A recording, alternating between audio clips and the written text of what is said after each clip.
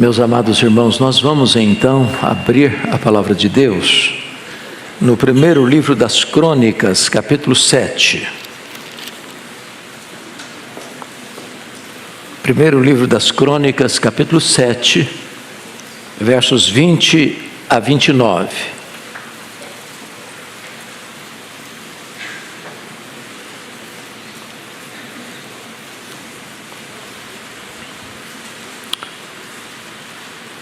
Está escrito: era filho de Efraim Sutela, de quem foi filho Bered, de quem foi filho Taate, de quem foi filho Eliada, de quem foi filho Taate, de quem foi filho Zebade, de quem foi filho Sutela.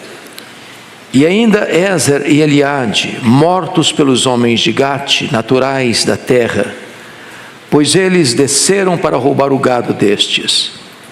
Pelo que por muitos dias os chorou Efraim seu pai, cujos irmãos vieram para o consolar. Depois coabitou com sua mulher, e ela concebeu e teve um filho, a quem ele chamou Berias, porque as coisas iam mal na sua casa. Sua filha foi Será, que edificou a Bet-Haron, a de baixo e a de cima, como também a Uzem Será. O filho de Berias foi Refa, de quem foi filho Rezefe, de quem foi filho Tela, de quem foi filho Taá, de quem foi filho Ladã, de quem foi filho Amiúde, de quem foi filho Elisama, de quem foi filho Num, de quem foi filho Josué. A possessão e a habitação deles foram Betel e as suas aldeias, ao oriente Naarã, e ao ocidente Gezer e suas aldeias, Siquém e suas aldeias, até Aia e suas aldeias. Da banda dos filhos de Manassés, Bet-Siã e suas aldeias, Taanac e suas aldeias, Megido e suas aldeias, Dor e suas aldeias. Nestas habitaram os filhos de José, filho de Israel. Eu quero pensar com vocês hoje sobre o tema família, palco de choro e esperança. Família, palco de choro e esperança. Nenhum de nós aqui hoje tem uma família perfeita. Todos nós viemos de uma família imperfeita. Todos nós constituímos uma família imperfeita. Nossos filhos hão de formar também famílias imperfeitas. O fato de sermos povo de Deus não nos isenta das imperfeições no que tange a nossa família. A Bíblia, sendo um livro muito honesto, não esconde os dramas familiares das famílias mais importantes da história da redenção. Fico olhando, por exemplo, Abraão, o pai da fé. Nele, diz a Bíblia, foram abençoadas todas as famílias da terra através do descendente. Mas Abraão não foi um homem perfeito, ele teve um caso de barriga de aluguel, que trouxe tantos transtornos para ele e para os pósteros. Seu filho Isaque não foi um homem perfeito, não lidou bem com os filhos, e jogou um filho contra o outro, e as consequências foram trágicas para a história. Jacó não foi um homem perfeito, ele jogou os filhos contra José, porque o filho José era o seu preferido. Um erro primário, básico.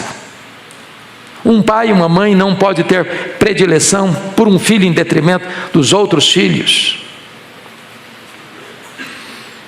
José, governador do Egito, teve 2 filhos. Primogênito Manassés. E Manassés foi um monumento vivo para dizer que ele perdoava as injustiças sofridas na sua família. Deus me fez esquecer. Depois nasce Efraim. E Efraim é um monumento vivo do que Deus estava fazendo na vida dele lá no Egito, duplamente abençoado. Agora o texto lido retrata para nós a história dos filhos de Efraim, porque Efraim era o caçula.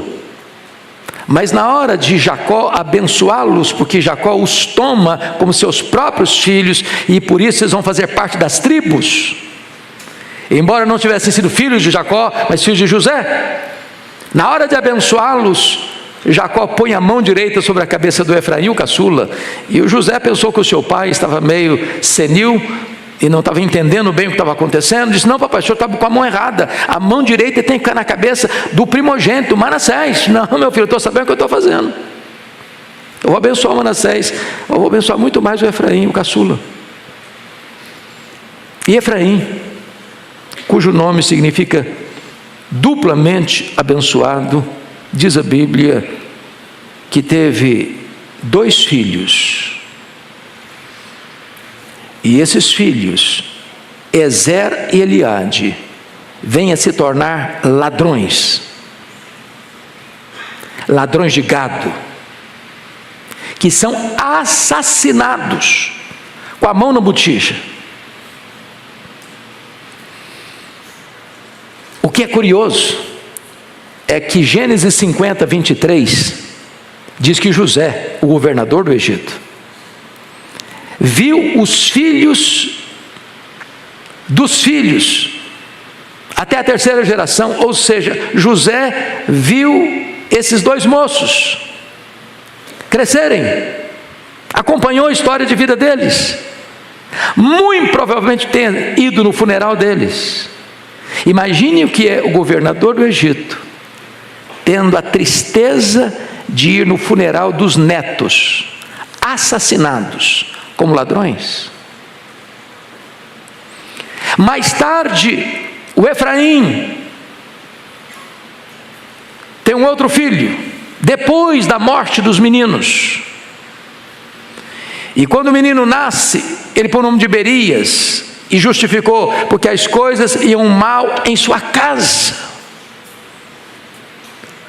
Ele carimba esse filho com as suas frustrações, com seus traumas, com as suas dores, e marca o nome desse filho como que a perpetuar a sua desventura. Estou lhes trazendo isso à memória para retratar que os patriarcas, os pais da nação de Israel, não tiveram famílias perfeitas. O Abraão mentiu, e mentiu por 2 vezes, contratou uma barriga de aluguel. O Isaac mentiu e demonstrou preferência por um filho em detrimento do outro. O Jacó enganou seu pai, enganou seu irmão, e jogou os seus irmãos contra ele. José tem 2 filhos, e um desses filhos tem 2 filhos que viram ladrões, e são assassinados no ato do roubo. Tragédias acontecem na casa de homens e mulheres de Deus. Eu não vou pedir para você levantar a mão, mas quantos de nós aqui já viveu dramas terríveis com alguém ligado à nossa casa, à nossa família? Eu tive a dor de ter um irmão assassinado pelo primo primeiro da sua esposa, e são incalculáveis as dores, pastor Ival, e os desdobramentos de um fato desse na vida.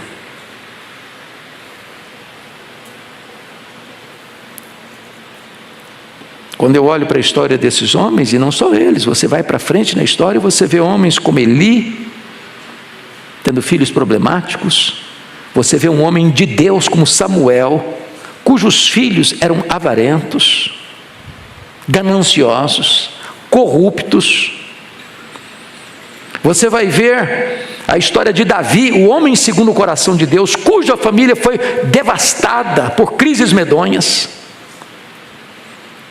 Você vai ver Salomão, o mais sábio, não tendo sabedoria para educar os filhos, e o seu sucessor vai desencaminhar o povo de Deus para grandes tragédias. Você vai ver o rei Ezequias sendo o pai do maior monstro de Israel, o rei Manassés. Isso significa que nem sempre os filhos seguem a pegada dos pais. Há filhos que jogam fora o legado recebido dos pais.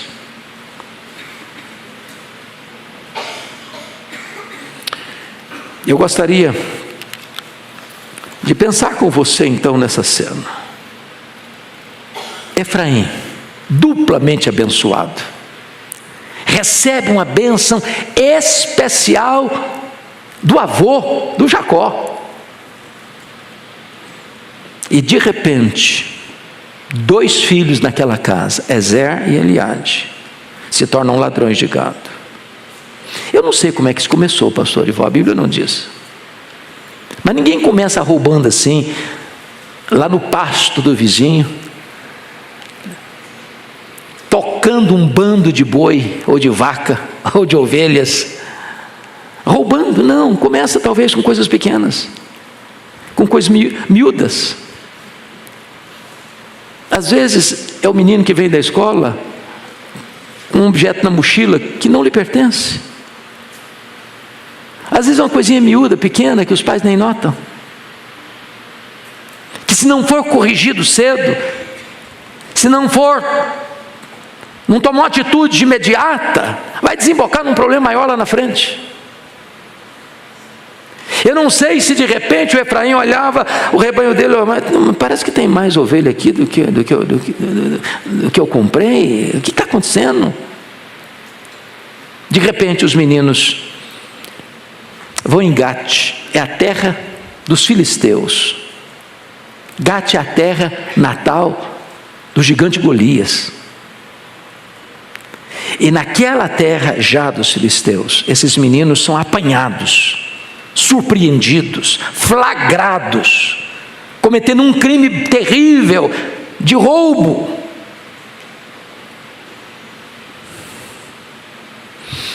Eu imagino a dor de Efraim.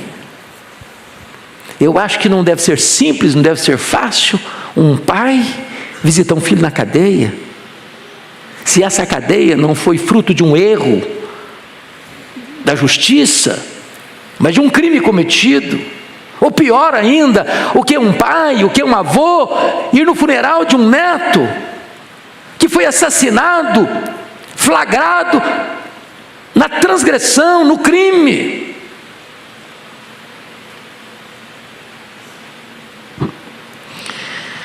O que é curioso é que diz a Bíblia que o Efraim, versículo 22, diz que por muitos dias os chorou Efraim seu pai. A dor do luto. O luto dói demais. O luto dói mais do que qualquer outra dor humana, do que um prejuízo financeiro, do que você sofrer uma injustiça. É a dor que parece que grita na alma, que se recusa a acalmar. E está esse pai chorando a morte de seus filhos, muito tempo. Mas sabe o que mais me toca o coração? É que essa é uma dor diferente, porque eu acho que o Efraim, ao chorar, chorava também em virtude da culpa.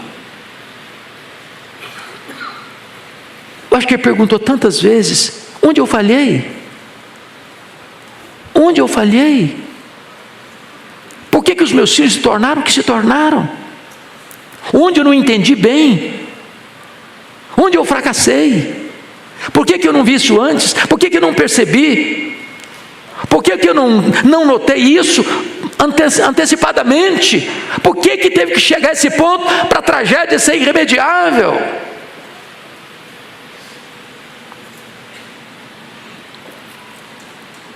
Agora notem que no meio dessa tragédia toda, diz o texto, Confira comigo, versículo 23. Depois do choro, depois do luto, depois da dor, depois da tragédia, depois da morte, depois da vergonha, diz o texto, depois coabitou com sua mulher. E ela concebeu e teve um filho, a quem ele chamou Berias, porque as coisas iam mal na sua casa. Trocando em miúdos, o que está escrito aqui é mais ou menos o seguinte: ele não viu com bons olhos, de bom grado, a gravidez da esposa. Na cabeça dele, para dar o nome que deu no menino, ele pensou: vai nascer um outro ladrãozinho de gado, vai nascer mais um menino para me fazer passar vergonha, vai dar tudo errado. Então, ele bota o nome no menino Berias. Sabe o que significa Berias? Maldade. A palavra significa maldade. Ele transforma esse menino num monumento da sua desesperança. Eu vou botar um nome em você, menino, porque está tudo errado na minha casa. Agora imagine esse menino crescendo, com esse legado, com esse estigma, com esse rótulo. Eu sou fruto de tudo errado na minha casa. A carga. Porque lá atrás ele botou nome bonito nos meninos. Ezer significa tesouro, Eliade significa Deus testifica. Eu botei nome bonito nos meus filhos e deu tudo errado. Pois agora eu vou botar um nome feio mesmo. A coisa está muito ruim na minha casa. E ele despeja a sua mágoa, seu desânimo na vida no terceiro filho. Notinha de rodapé. Às vezes, hoje, corremos o risco de pôr uma carga pesada nos nossos filhos, transferindo para eles as nossas frustrações.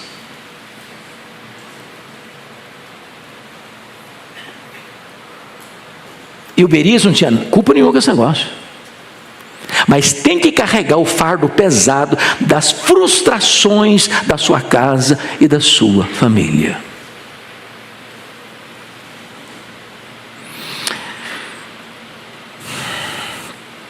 Primeiro ponto que eu quero destacar então: Efraim não conseguiu diagnosticar as tragédias que rondavam sua família preventivamente. Aliás, parece que isso vem de tradição familiar. Porque se você perceber, o Abraão mentiu, o Isaac mentiu, o Jacó mentiu, os tios, os irmãos de José, o avô, mentiram. Ele está vindo numa esteira de mentira, de enganos na família. Tinha lastro de coisa errada. Está passando de uma geração para outra, de uma geração para outra. É José que interrompe esse fluxo. Mas agora parece que tudo volta à tona. E agora os netos de José estão se rendendo ao pecado, ao crime.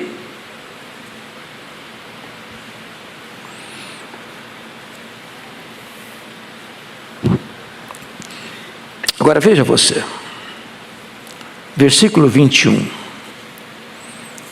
Efraim desistiu de viver quando a tragédia desabou sobre a sua casa.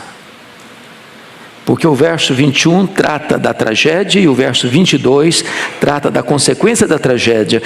Pelo que por muitos dias o chorou Efraim, seu pai. Choro, lamento, desespero.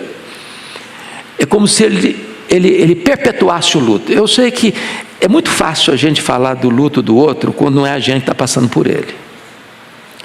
Eu nunca esqueci, certa vez, de um professor que em classe sempre falava para nós que a morte é coisa natural, que a gente tem que encarar como natural, que a gente não tem que se alarmar, não tem que chorar, não tem que gritar de dor. E um dia, essa pessoa foi surpreendida com a notícia de que um irmão dele tinha sido assassinado. E este homem gritava de dor. Então não censure o outro quando você não está sentindo a dor. Não julgue o outro quando não é você que está sentindo latejar na alma a dor do luto. A dor do luto dói muito. E a Bíblia diz que Efraim está vivendo isso, como que se recusando a ser consolado. Por muitos dias, eu sei que o luto precisa ser vivido, e eu sei que o luto precisa ser terminado. E eu li há poucos dias que a melhor maneira de você honrar a memória de quem partiu é não desistindo da vida, é botando o pé na estrada. O problema do Efraim é que ele não só chora quando nasce a esperança que vem um outro filho, que a mulher engravida, que nasce uma criança, que pode recomeçar uma nova história. Ele carimba essa história com dor, com frustração, com expectativas medonhas.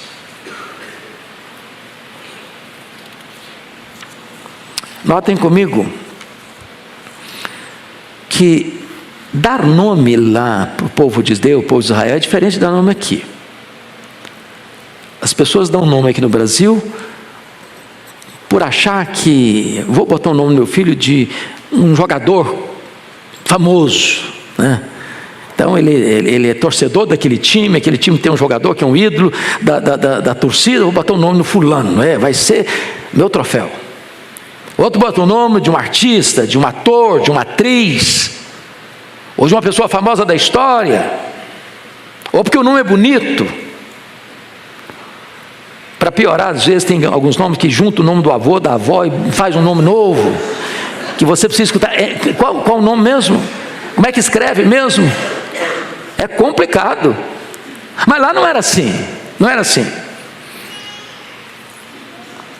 Por exemplo, quando a Raquel, lembra da Raquel? Mulher de Jacó? Lá no capítulo 30, verso 1, ela fez uma colocação para o marido dela: dá-me filhos, senão eu morrerei. Ela era a preferida do Jacó, mas ela não tinha filhos. O Jacó ficou bravo com ela. A única vez que eu vejo Jacó bravo com a mulher foi nesse dia. Que negócio é esse, mulher? Eu não sou Deus não, hein? Eu não posso, o problema é com você, nem comigo.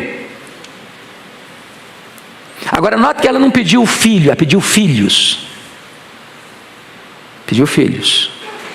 E ela teve o primeiro filho, José. E José fica mais um filho. E no ato de pedir filhos, ao dar o parto, ao segundo, ela morre. Tem hora que você pede coisa para Deus sem saber o que está pedindo. Então é melhor você orar assim: Senhor, se for da tua vontade, me dê filhos. Quando o menino nasce, ela bota o nome no menino de Benoni, filho da minha dor. Vou carimbar esse menino. Eu vou morrer, mas ele vai carregar esse nome. Toda vez que alguém perguntar o nome dele, vai saber que eu morri por causa dele. Ele foi a causa da minha morte. Ele vai carregar isso. O Jacó diz: não vou deixar isso não. Trocou o nome do menino, Benjamim. Não, Benoni não, é Benjamim. Ele não vai ter que carregar esse fardo não. A nora de Eli, ao receber a trágica notícia do campo de guerra, que os filisteus tinham roubado a Arca da Aliança, que o marido dela, que o cunhado dela estavam mortos no campo de batalha, e que o sogrão dela tinha caído da cadeira, quebrado o pescoço, ela está dando a luz, mas antes de morrer, ela bota o nome do menino Icabode. Foi-se a glória do Senhor. Coitado do Icabode. Como sofreu na escola. A hora da chamada, Icabode, o cara queria enfiar a cabeça no chão, para ninguém saber quem era ele. Carimbou o menino. Carimbou o menino. Está escrito lá em 1 Crônicas 4, 9 e 10, que Jabes foi mais nobre que dos seus irmãos, porque em meio a dores a sua mãe lhe deu a luz, e por isso botou o nome de Jabes. Coitado do Jabes. Todo mundo tinha que saber que ele nasceu, mas ele foi um motivo de muito sofrimento para sua mãe. Ele disse: não, eu não quero esse destino para mim não. O Senhor muda a minha sorte, o Senhor me abençoa, o Senhor alarga minhas fronteiras, o Senhor me livra do mal, que a tua mão seja comigo. Meu Deus, eu não quero carregar essa herança não. Agora está o Efraim. Acabou de sair de um luto terrível, amargo. Aí nasce um menino. Podia botar: agora Deus vai me dar um renovo, agora Deus vai restaurar minha vida, agora Deus vai alegrar minha alma, agora Deus vai fazer tudo novo na minha história, Deus vai me consolar. Não, bota no coitado do menino de Berias, maldade. E eu estou botando você nesse nome, que vai tudo mal na minha casa. Então, notinha de rodapé aqui: não descarregue as suas frustrações em seus filhos.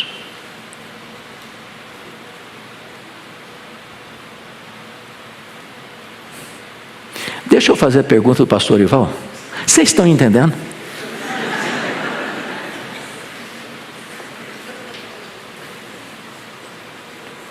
Não descarregue as suas frustrações em seus filhos.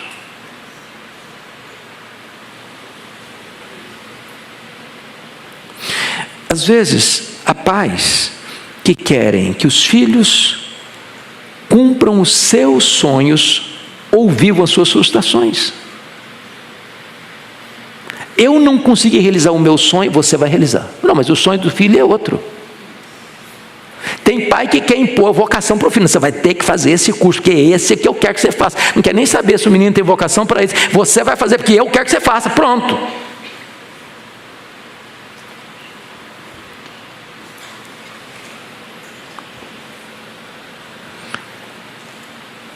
Não queira decidir o futuro dos seus filhos. Entregue seus filhos nas mãos de Deus, para que eles realizem os projetos de Deus.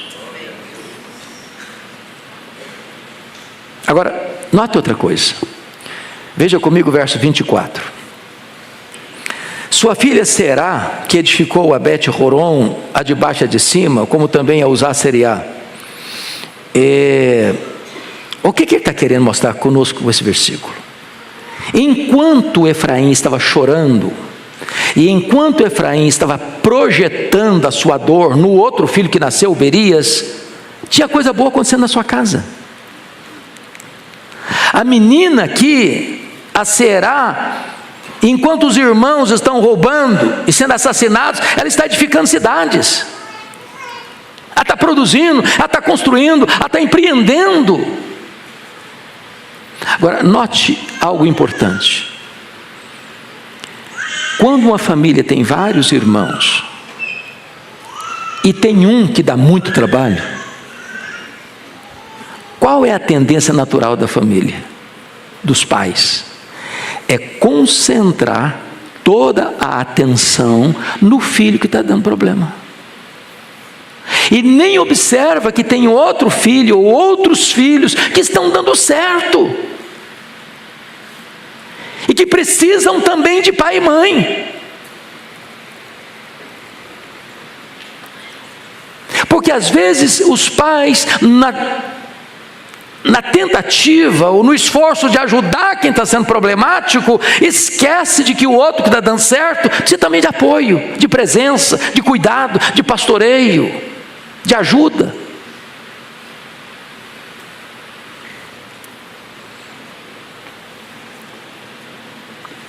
Por favor, eu sei que tem luta, porque se você não tem luta na sua casa, dá um endereço para nós vamos fazer um curso intensivo com você lá, e o pastor Ival, os seus primeiros a ser matriculados no curso.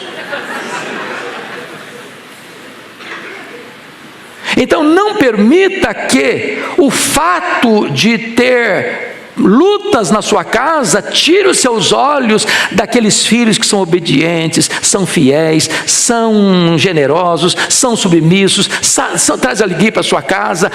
Olhe para eles também, dê graças a Deus, abrace-os também, cuide deles.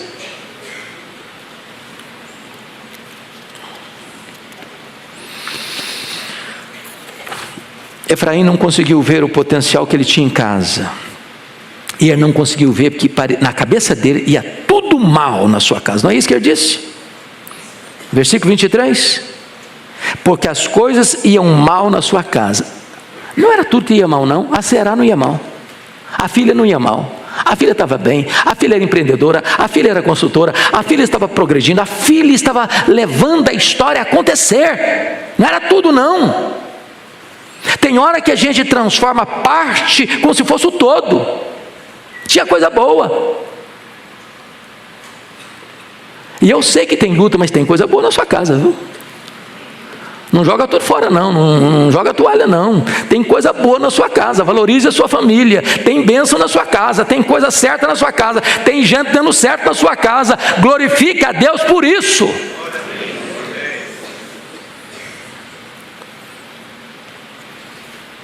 Agora, preste atenção nesse ponto. A amargura de um pai pode se refletir no futuro de seus filhos. A amargura de Efraim induziu Será a colocar um nome não muito bonito na cidade que construiu. Essa cidade que ela constrói aqui, veja você comigo, verso 24, significa vazio, ou cidade do vazio.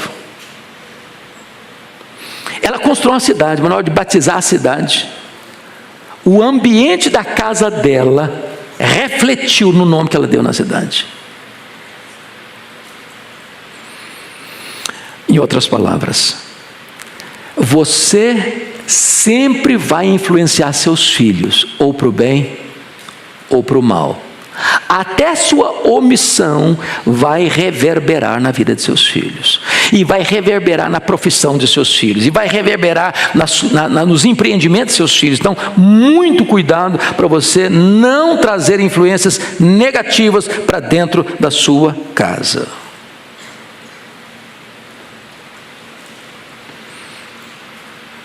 Agora, eu quero concluir dizendo o seguinte, que a crise na família afeta relacionamento de marido e mulher, de pais e filhos. E chega uma hora que às vezes os pais precisam tomar uma postura. Seu filho errou, sua filha errou. Eu conheço pai e mãe que são radicais, que bota o filho para fora de casa, que chuta, literalmente, ou se não emocionalmente, de casa, porque o filho e a filha erraram. São inflexíveis. E eu tenho aprendido uma coisa: quando os pais são inflexíveis, quebra os filhos. Quebra. Você anda aqui em São Paulo, e se você estiver com o seu carro em cima de um viaduto, em cima de uma ponte, e parou o trânsito, a ponte balança. E balança para não quebrar. Você sobe 80 andares num prédio, lá em cima balança. Balança para não quebrar. Pai e mãe que são radicais demais, duros demais, inflexíveis demais, quebram os filhos. Se o seu filho errar, faça igual a história que Jesus contou da parábola do filho pródigo. O menino errou, o menino falhou, o menino fez coisa errada mesmo, ele matou o pai no coração, ele pediu a herança antecipada, ele foi perdulário, ele foi inconsequente, ele foi gastador e irresponsável, ele voltou para casa sem dinheiro nenhum, mulambento, e o pai não joga na cara dele, o pai o abraça, o pai o beija, o pai festeja, o pai se alegra, o pai perdoa. Faça da sua casa um lugar de misericórdia. Faça da sua casa um lugar de perdão. O amor é irresistível. O amor transforma. Eu já contei esse fato aqui, em outra ocasião, em outra circunstância, mas isso marcou tanto a minha vida, isso foi há muitos anos. É uma história que ocorreu lá no Rio de Janeiro. Um menino chamado Netinho, era quase pré-adolescente, foi colhido pelo professor, em flagrante, conforme o professor entendeu, numa tentativa de cola, numa prova de geografia.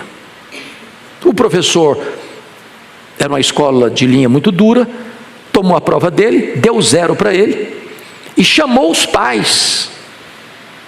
E na frente dos pais, o professor mostrou o fato e o menino ficou muito humilhado.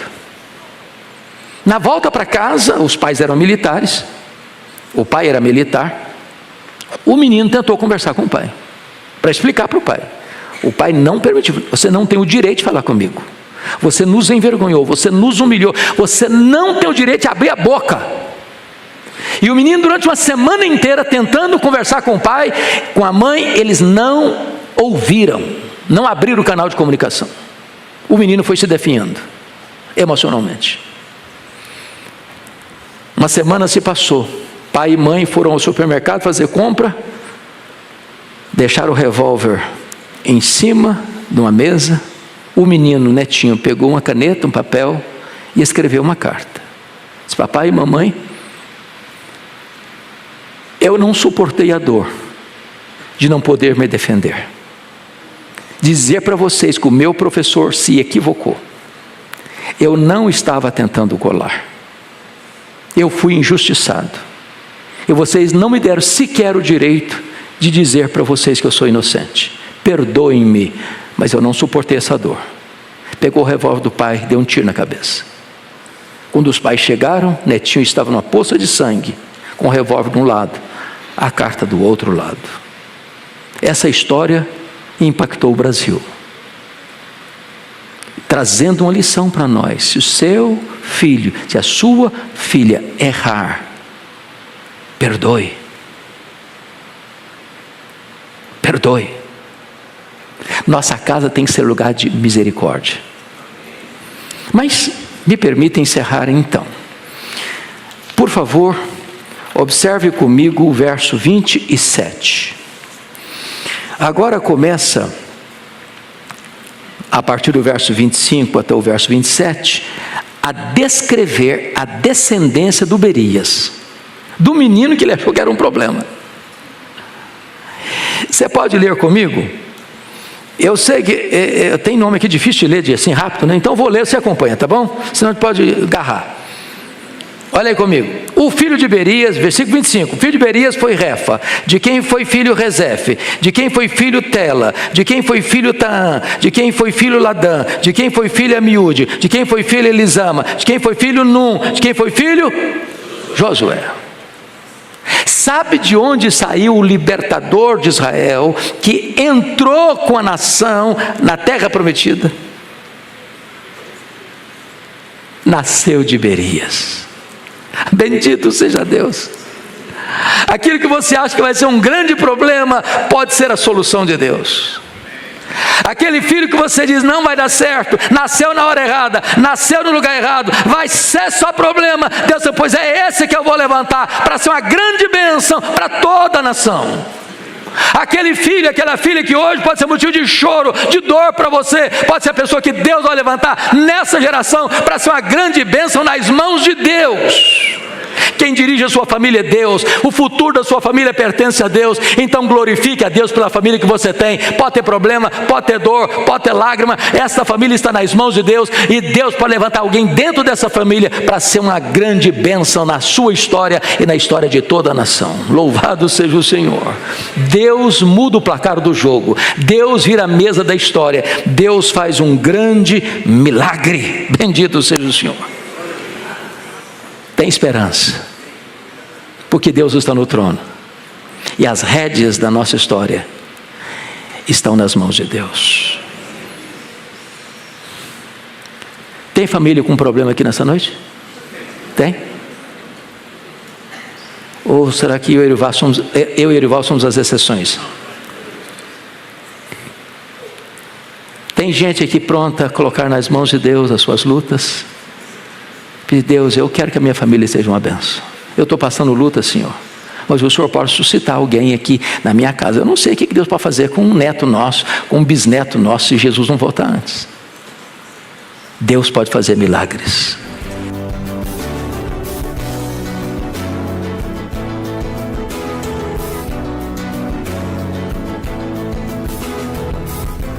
Palavra da Verdade, com Hernandes Dias Lopes. Palavra da Verdade, com Hernandes Dias Lopes. Meus amados, nós vamos abrir a palavra de Deus então, no livro de Gênesis, capítulo 4. Gênesis, capítulo 4.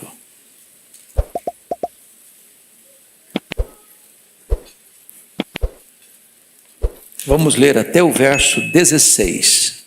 1 a 16.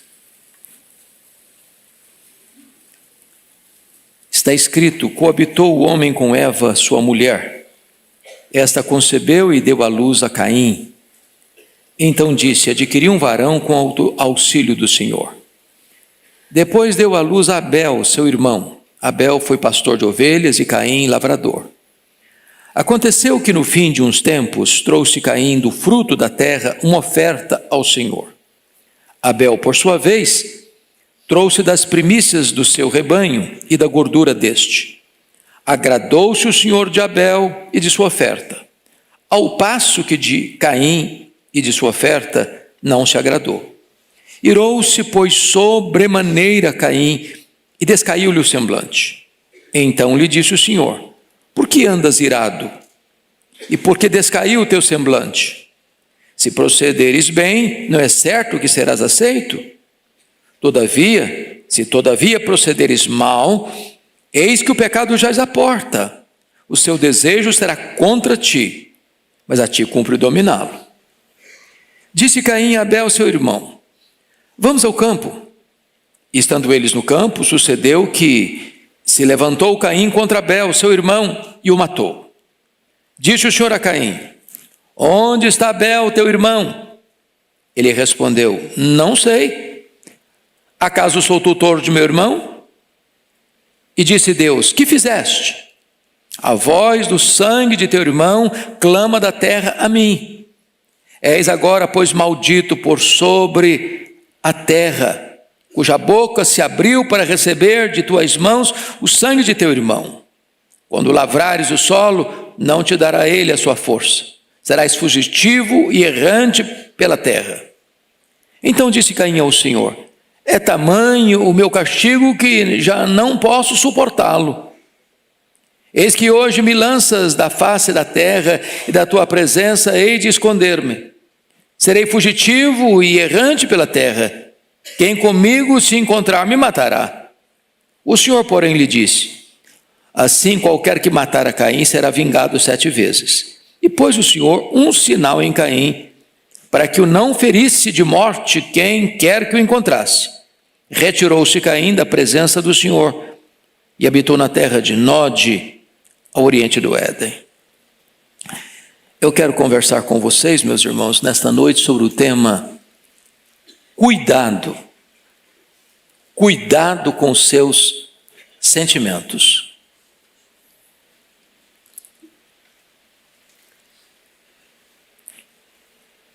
A família é o palco das nossas maiores alegrias, e a família é o palco das nossas maiores tristezas. É o cenário das nossas festas mais robustas, e também o território dos nossos dramas mais pesados. O nosso problema não é o outro. O nosso problema não está fora de nós. O nosso problema somos nós mesmos. E o nosso maior inimigo é aquele que nós vemos diante do espelho. No capítulo 3, Eva caiu e foi vencida pelo diabo. No capítulo 4, Caim é vencido pela carne. No capítulo 3, Eva é seduzida a pecar. No capítulo 4, Caim não aceitou ser dissuadido pelo pecado, nem mesmo por Deus. Não confessou o seu pecado, nem aceitou a disciplina divina. Então eu quero, olhando para esse texto, tratar deste tema: cuidado com seus sentimentos. Em primeiro lugar, esses sentimentos transpiram dentro da própria família. Vejam vocês que a família de Adão e Eva é uma prova irrefutável da malignidade do pecado, daquilo que os teólogos chamam de depravação total. O que é que nós falamos hoje? Talvez embarcando na ideia de John Locke, que o homem é uma tábua rasa, uma folha em branco, que o homem é produto do meio, que o homem é mau porque o meio o influenciou para tal. Mas convenhamos, o problema de Caim, o lar de Abel, o lar de Adão e Eva, não tinha influência externa. Não tinha. Não tinha violência. Não tinha tráfico de drogas. Não tinha injustiça social. Não tinha descalabro dos costumes. Adão e Eva não tinham avós. Não tinham tios, não tinham primos. Não tinham amigos. Não tinha sogra, não tinha cunhado. Não tinha poluição, não tinha desemprego, não tinha violência urbana, não tinha promiscuidade da sociedade. O pecado não estava do lado de fora, o pecado estava dentro do coração de Caim. Às vezes nós queremos culpar. Nós estamos vivendo uma época que pecado não é chamado de pecado, e as pessoas querem lidar com o pecado com libertação. É uma espécie de teologia freudiana. O problema é o outro. O problema é halógeno. Quando, na verdade, nós somos o problema. Aqui dentro está o problema. As causas do desastre da família não vêm de fora, vêm de dentro. Segundo aspecto, a família de Adão e Eva prova que nem todos sabem lidar com os sentimentos. Porque vejam vocês que Caim e Abel nasceram do mesmo ventre.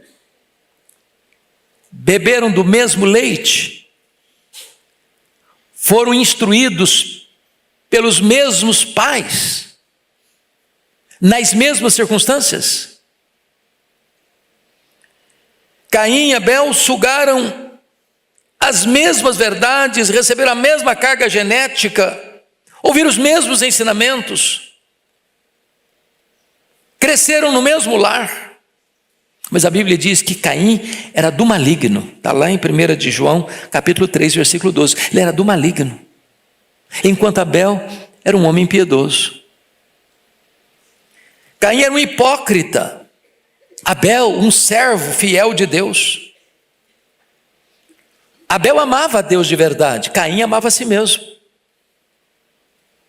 Abel procurava agradar a Deus, enquanto Caim procurava agradar os seus caprichos.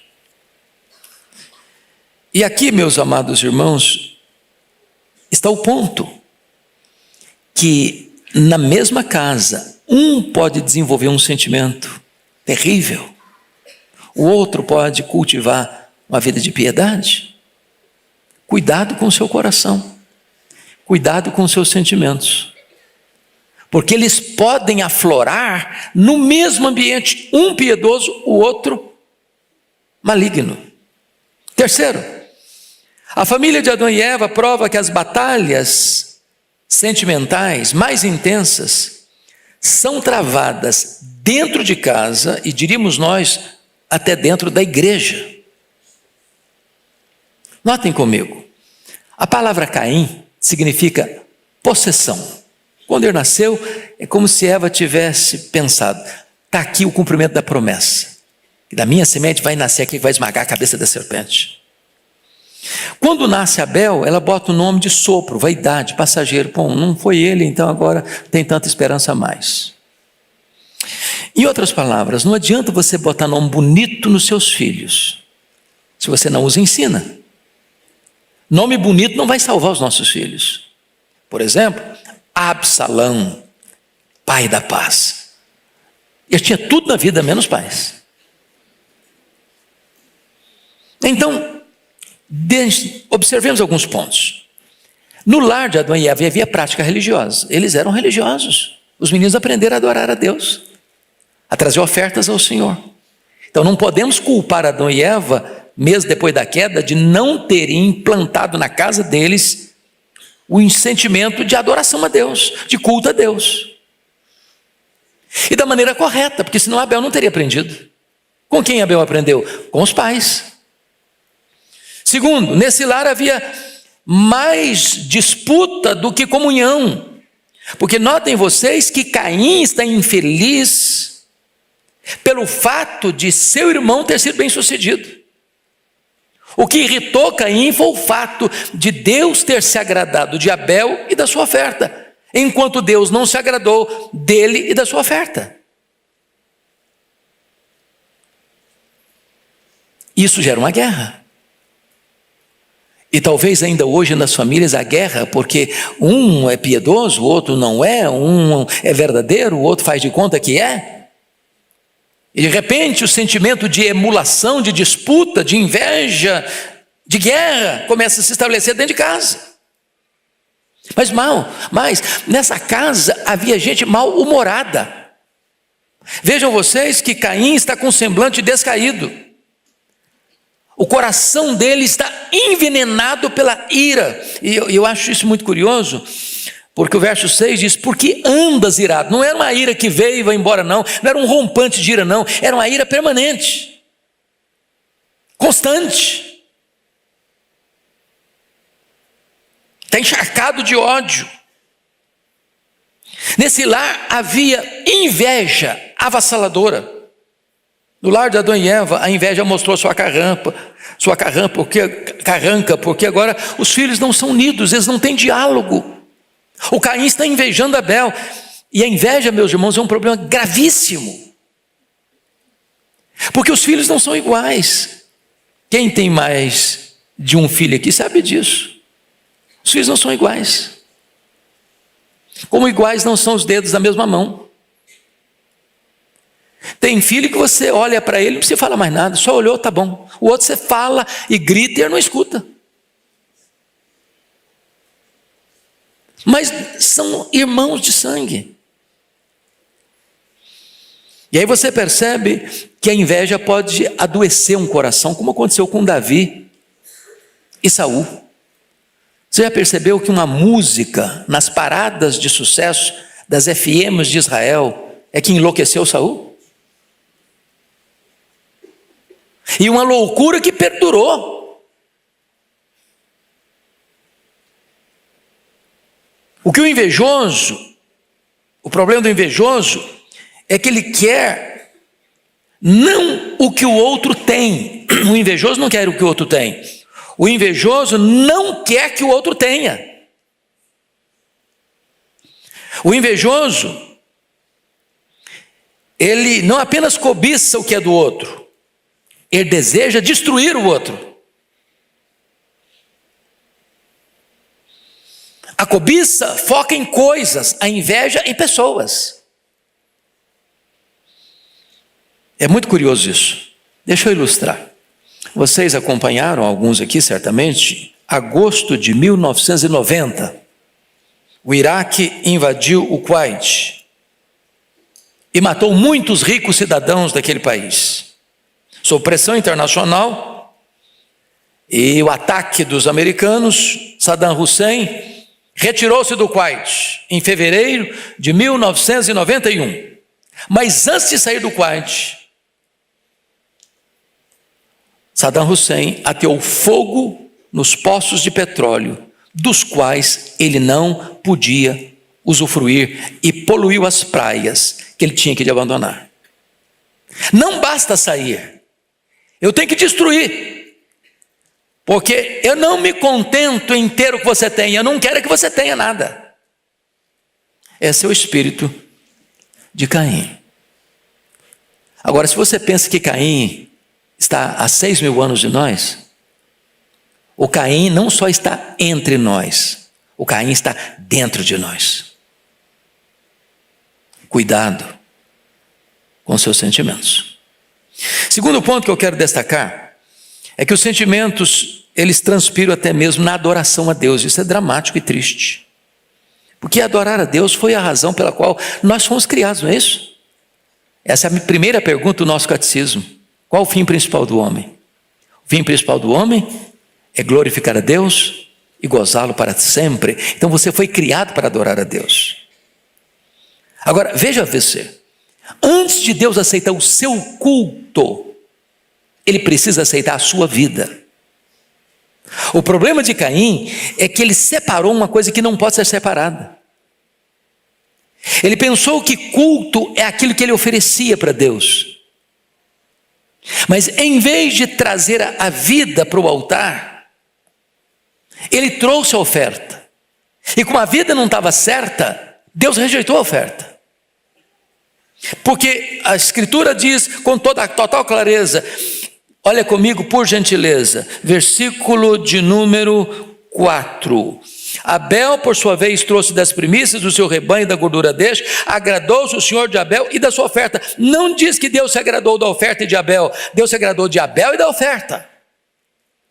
Porque a vida precede a oferta, a vida é a base da oferta, a vida é referendo a oferta, a vida é o avalista da oferta. Agora notem, na mesma toada, o texto vai nos dizer no versículo 5, ao passo que de Caim e de sua oferta não se agradou. Por que Deus não agradou da oferta? Em primeiro lugar, porque Deus não agradou do ofertante. Em outras palavras, Deus está mais interessado em quem nós somos do que no que nós fazemos. Vida com Deus precede trabalho para Deus. A oferta que Deus agrada é a nossa própria vida. Por isso Paulo, escrevendo aos Romanos, disse, não vos conformeis com este século, mas transformai-vos pela renovação da vossa mente. E ele mostra a necessidade de você oferecer o seu corpo como sacrifício vivo, santo e agradável a Deus. Agora, por que Deus não aceitou Caim? E consequentemente não aceitou sua oferta? A Bíblia responde, primeiro, 1 João 3,12, ele era do maligno. Quem comandava a vida dele não era Deus, era o maligno. Segundo, versículo 5, ele era mal-humorado, semblantes caiu. Terceiro, ele era um homem irado, não de acessos de raiva, não, ele permanentemente estava irado, ele andava irado. Quarto, versículo 5, ele era invejoso. Ele não suportou que o irmão foi aceito e ele não.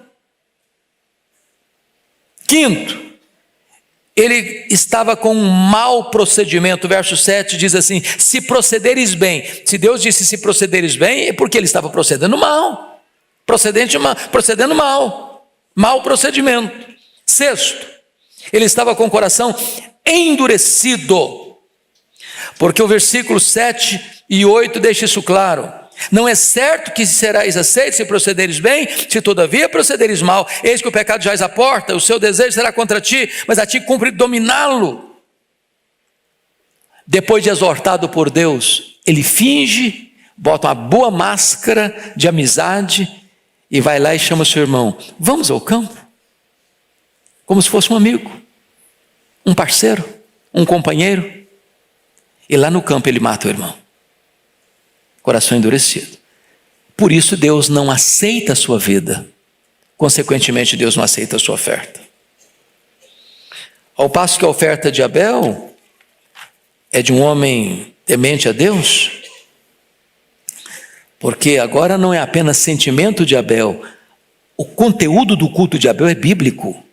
Abel tinha entendido, e talvez os pais já tinham falado para ele, que lá no jardim do Éden, Deus sacrificou um animal para fazer peles, o derramamento de sangue para cobrir o pecado. Não há remissão de pecados sem derramamento de sangue. E Abel traz o quê? Traz um cordeiro, a gordura dele, traz primícias, derramamento de sangue, a oferta que Deus quer. Então aqui tem duas religiões, a religião estabelecida por Deus e a religião humanista, das obras, do que eu faço de melhor.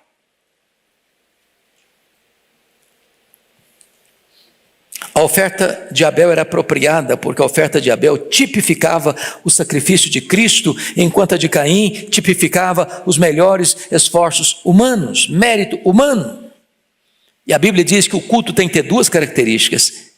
Ele tem que ser em espírito, ele tem que ser em verdade. Em outras palavras, ele tem que ser sincero e ele tem que ser bíblico. O culto é bíblico ou é anátema.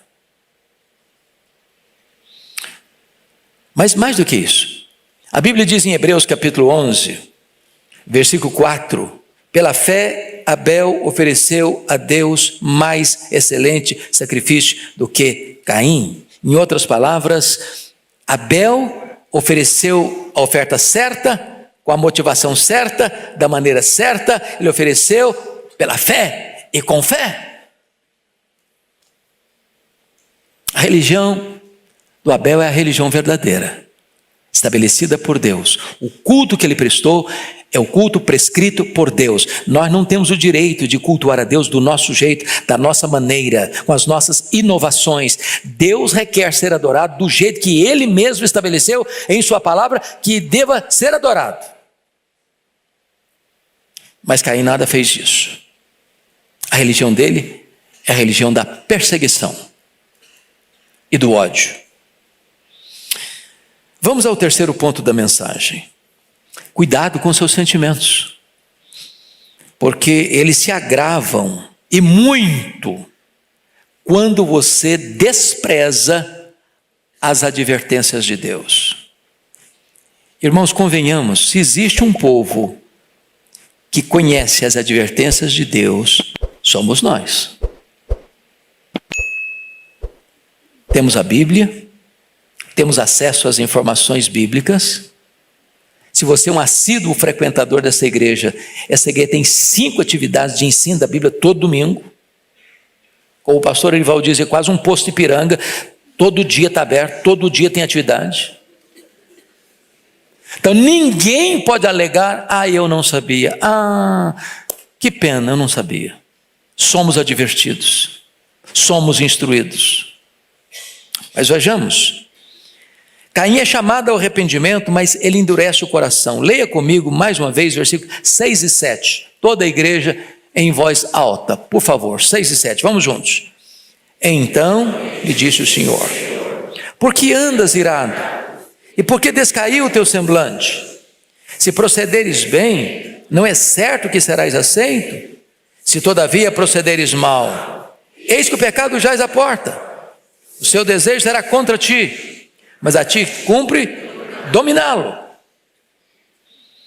Então veja bem que Deus está apelando para ele no campo da razão. Ô Caim, você não está procedendo bem? Ô Caim, muda a sua vida. Muda, Caim. Se você proceder bem, se você me obedecer, se você fizer do jeito que eu quero, se a sua vida for corrigida, se a sua oferta for corrigida, você vai ser aceito também, Caim. Eu quero aceitar você, mas tem que ser do meu jeito, Caim. Ele foi exortado, Deus avisou, Deus advertiu, e Deus adverte a você e a mim também. Deus coloca outdoors, Deus coloca placas, Deus coloca placas de neon, para a gente olhar, observar, olha, não é desse jeito, não é dessa maneira, não é por esse caminho, não é dessa forma. Meu filho, corrija a sua vida, corrija a sua rota, corrija a sua conduta, cuidado. Faça o que é certo, fuja, meu filho, fuja do pecado. O pecado é uma serpente que está de bote armado para te pegar. Convenhamos, nós somos fracos, muito fracos. Mas o Senhor disse para ele: olha, meu filho, você fique esperto, porque o pecado jaz à porta, está aí de bote armado. E você sabe qual o pecado que anda de bote armado para te pegar? Você sabe. A zona de perigo, a área de perigo que você vive, e que basta um passo só adiante e você é picado por essa víbora, a antiga serpente. Cuidado.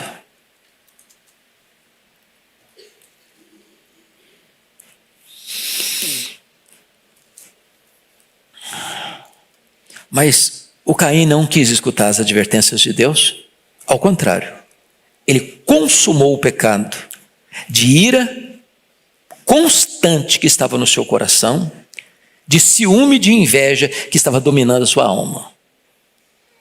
Caim, em vez de voltar-se para Deus, ele fugiu de Deus. E ao fugir de Deus, ele usou máscaras para esconder e ao mesmo tempo consumar o seu pecado. Primeiramente, a máscara da mentira, da traição e da hipocrisia. Leia o verso 8 comigo, toda a igreja, por gentileza. Disse Caim a Abel, seu irmão: vamos ao campo. Estando eles no campo, sucedeu que se levantou Caim contra Abel, seu irmão, e o matou.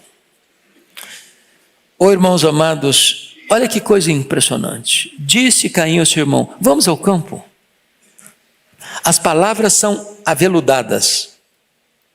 As palavras são de amizade, de fraternidade, de companheirismo. Mas o coração está envenenado. O coração é perverso. E preste atenção nisso. Sempre que há um abismo entre o coração e a língua, estamos em perigo. Sempre que a nossa boca fala o contrário do que o nosso coração está sentindo, nós nos tornamos atores, hipócritas. E potencializamos o perigo para a destruição da nossa própria vida. Agora notem, não é aquele crime, pastor Ivan, que poderíamos chamar de um crime passional. O cara é tomado por um fogo em raiva, numa briga, numa confusão, e na loucura da confusão ele vai lá e mata. Puxa vida, que besteira que eu fiz. Não, ele planejou. Ele está virado constantemente. Ele foi advertido: não faça, meu filho, fuja do pecado, meu filho, fuja do pecado. E ele está lá cozinhando aquele negócio. Ele maquinou, ele planejou, ele arquitetou, ele pensou, ele refletiu e ele consumou o seu pecado. Não porque Abel era mau, mas porque Abel era bom. Não porque Abel era uma ameaça para ele, porque Abel era um exemplo para ele. A luz de Abel cegou Caim. E aí vem a máscara da violência. Por quê? Porque o Caim mata o Abel sem a mínima chance de Abel se defender. Ele foi desarmado, ele foi com o espírito alegre, ele foi um convite de um irmão. Ele não está prevenido, ele não está preocupado, ele não está pensando em se proteger. Ele vai, como um cordeiro vai para o matadouro. E lá Caim consuma o ódio e mata o seu irmão. Vou lhe dizer uma frase, por favor, preste atenção. Quem guarda ira no coração, abriga o diabo no peito. Vou repetir. Quem guarda ira no coração, guarda o diabo no peito. Foi isso que aconteceu com Caim. Mas notem, é uma máscara de crueldade, porque ele não está matando o inimigo, ele está matando o seu irmão. Ele não tem 10 irmãos e mata um, não, ele só tem um irmão e mata esse irmão. E agora, depois que consuma o crime, ele bota uma outra máscara, a máscara da dissimulação. Eu fico pensando, a Bíblia não registra isso, viu, presbítero? Mas, pastor Ival, pense comigo, como é que o Adão e Eva devem ter reagido a essa situação? O Abel, não estou vendo o Abel, essa semana não vi o Abel. Cadê o Abel, gente? Será que está trabalhando muito, coitado?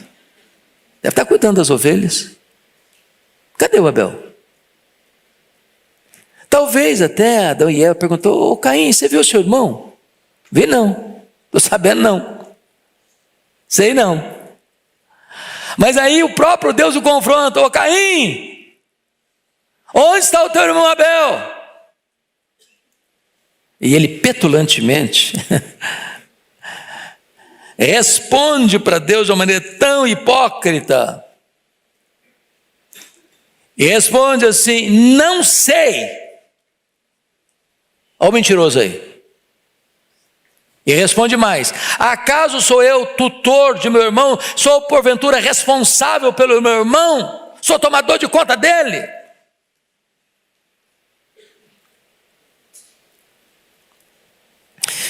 Notem vocês que agora ele está mentindo para Deus, não aceitando a realidade da sua culpa.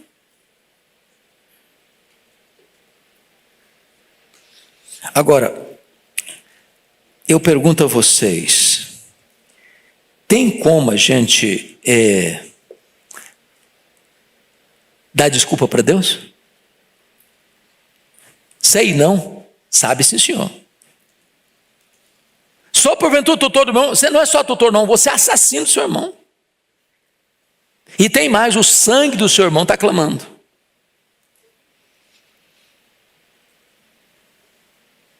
Quais foram os agravantes do pecado de Caim contra Abel? Ele matou seu próprio irmão, a quem ele devia proteger.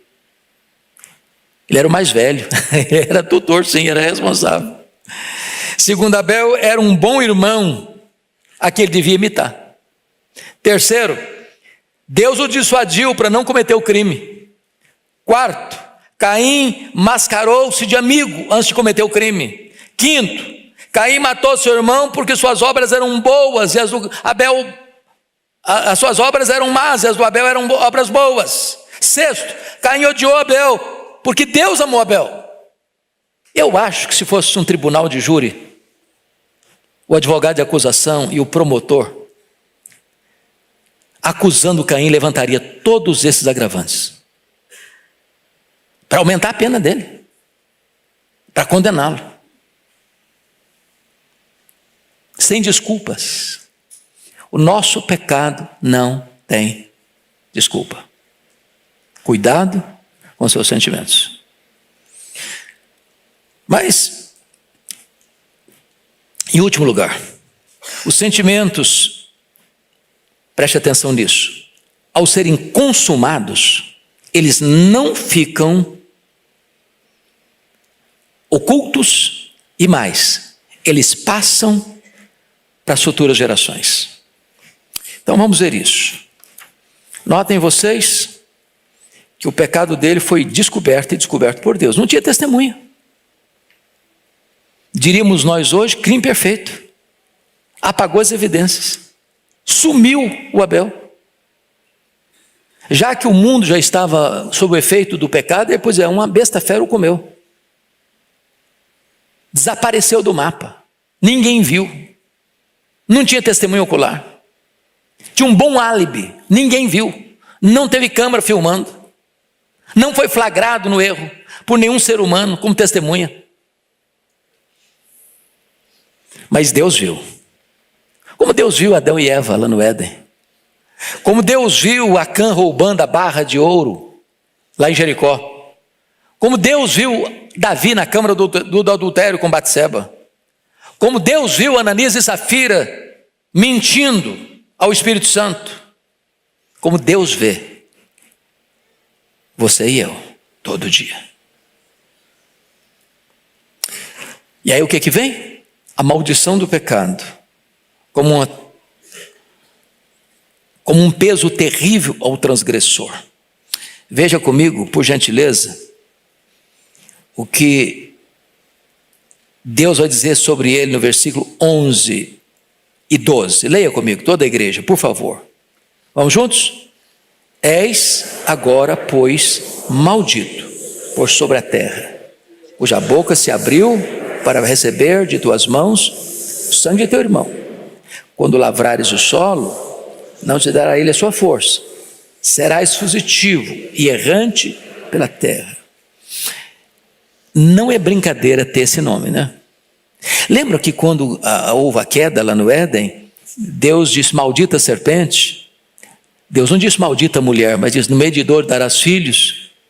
Aí Deus diz, maldita é a terra por tua causa, Adão. Mas agora Deus está dizendo para o Caim, tu és maldito. Já pensou? Uma marca dessa? Maldito. Aí Deus está dizendo mais, que onde ele plantasse, ele era lavrador, lavrador planta e colhe, a terra não seria favorável a ele. Mas pior, ele seria errante. Sabe o que é uma pessoa errante? Nunca chega, nunca tem paz, nunca tem pouso, nunca tem estabilidade, nunca a alma está pacificada.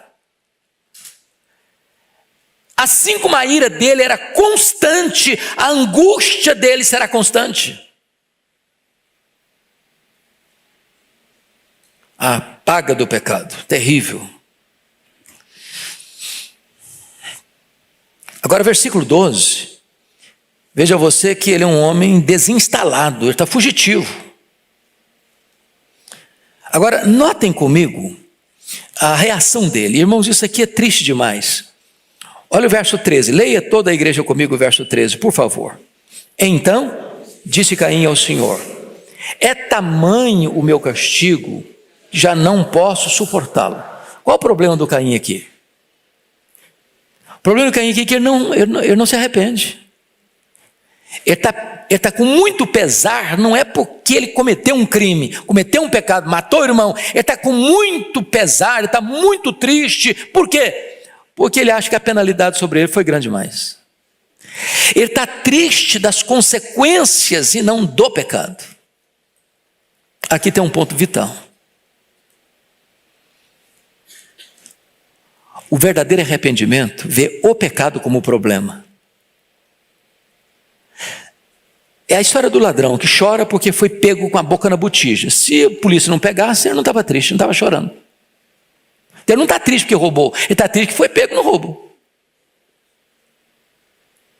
Quando você lê as confissões de Davi, o Davi confessa verdadeiramente, eu pequei, o problema é o meu pecado. A consequência, eu vou sofrer por causa da consequência, mas a minha tristeza é porque eu pequei. Isso não houve em Caim. Não houve em Caim. Caim não consegue ter intimidade com Deus. Olha o versículo 16, leia o 16 comigo. Vamos juntos? Retirou-se Caim da presença do Senhor e habitou na terra de Nob, a oriente de Nob. Esse retirou-se Caim da presença do Senhor não foi uma retirada geográfica. Não é que Deus está aqui, ele foi para lá, não. Que Deus está aqui e está lá também. Retirou-se da presença do Senhor significa o seguinte: Caim viveu a vida longe de Deus.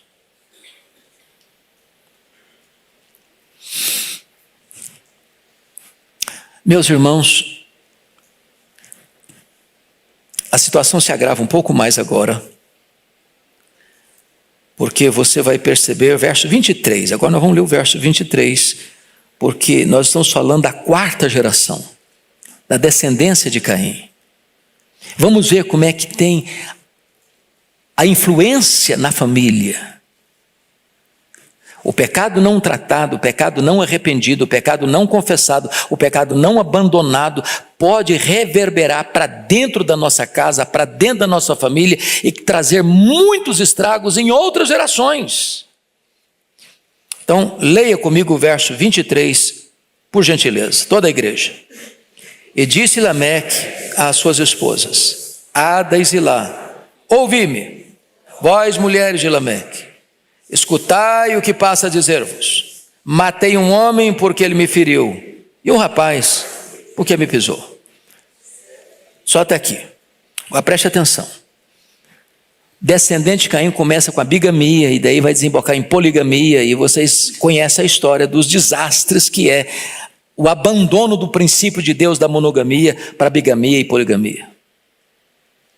Segundo, Lameque vai se tornar um homem tão violento quanto Caim. Matei um homem porque me feriu. Comigo, se me ferir, vou pagar na mesma moeda. Um rapaz porque me pisou, ou seja, o camarada não mata um só não, mata outro. O assassinato vai se tornar uma coisa comum dentro da família de Caim.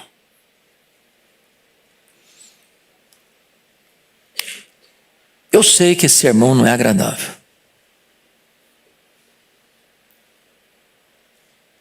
E eu nem quero receber um tapinha nas costas no final do culto. Tem hora que o remédio é amargo mesmo, não tem jeito. Porque se você pensa que o problema é o Caim, o problema é o Caim que você vê quando você se olha no espelho. Caim escutou as verdades que Abel escutou. Caim foi prestar culto a Deus. Caim ouviu a palavra de Deus. Caim escutou as advertências de Deus. Mas Caim não se arrependeu. Agora, você e eu, hoje, temos a oportunidade de ouvir e de nos arrependermos. Deus está interessado em que a gente ouça e se arrependa. Se procederes bem, não é certo que eu vou aceitar você, Caim. Se você proceder bem, não é certo que você tenha o seu culto, Caim. Eu quero, Caim, mas você precisa me ouvir. Você precisa se arrepender. Você precisa tomar um novo rumo na sua vida. Só a partir de 7 é que se começou a invocar o nome do Senhor.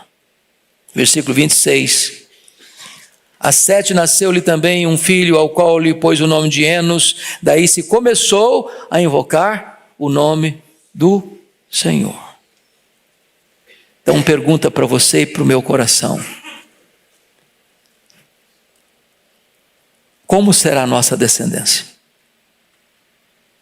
Como serão os nossos filhos, os nossos netos, os nossos bisnetos, os nossos tetranetos? Como serão? Se depender de quem somos hoje, como eles serão? Meu desejo é que a gente possa ser dessa descendência, descendente de 7. Gente que vai andar com Deus. Gente que vai ser uma bênção na história. Gente que vai escrevendo a história da redenção. Gente que por onde passa vai aspergindo o perfume de Cristo. Por onde passa vai espargindo a luz de Cristo. Por onde passa vai aspergindo e espalhando a bênção do Evangelho de Cristo. A transformação da glória de Deus na nossa vida e na nossa descendência. Mas o alerta está feito.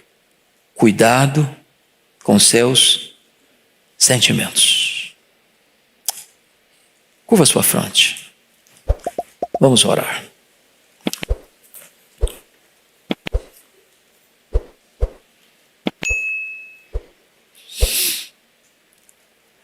Ó Deus, nós estamos diante da Tua palavra, que nos ensina, que nos exorta, que nos admoesta, que nos adverte. E Tu bem conheces, Deus, o nosso coração. Sujeita a falhas, a erros, a enganos, a hipocrisias. E o que nós pedimos nesta noite, Deus, é que Tu trates conosco, com graça, com misericórdia.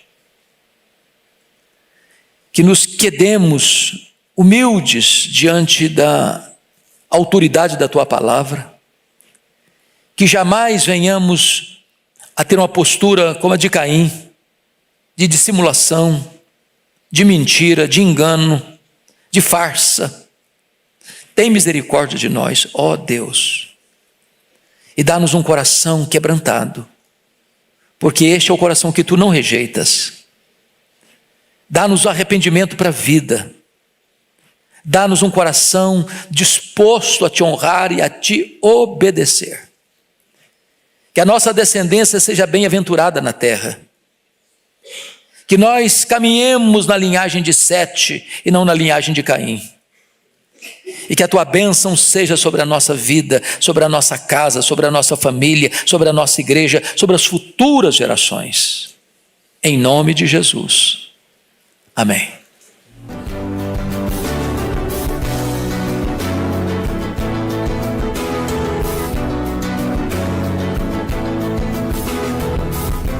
Palavra da Verdade, com Hernandes Dias Lopes.